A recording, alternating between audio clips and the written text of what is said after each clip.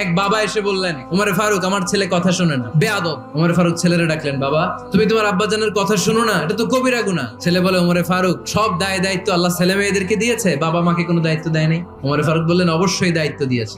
তাহলে বলেন আমার বাবার দায়িত্ব কি?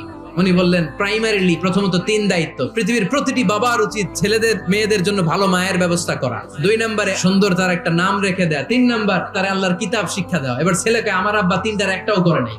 এবার ওমরে ফারুক রেগে গেলেন, বাবার কাঁধে ধরলেন। ছেলে বলে, আমিরুল মুমিনিন, আমার মা নর্তকী, আমার মা মাজুসি, আমার মায়ের মধ্যে কোনো আদব কাদব নাই, সুন্দরী দেখে আমার মা রে বাবা বিয়ে করছে, আমার মায়ের কাছ থেকে জীবনে কিছু শিখি নাই। 2 নাম্বার সাম্মানি খানফাসা, আমার বাবা আমার নাম রেখেছে চামচিকা। ওয়ালাম ইউআল্লিমনি হারফাম মিন কিতাবিল্লাহ, আমিরুল মুমিনিন, শুধু তাই না, আল্লাহর কোরআনের একটা অক্ষর আমার বাবা কোনোদিন আমারে শিক্ষা দেয় না। ওমর ফারুক রেগে গেলেন, এবার বাপের কান্দে দইরা মারতে শুরু করলেন। তুই ফুলার নামে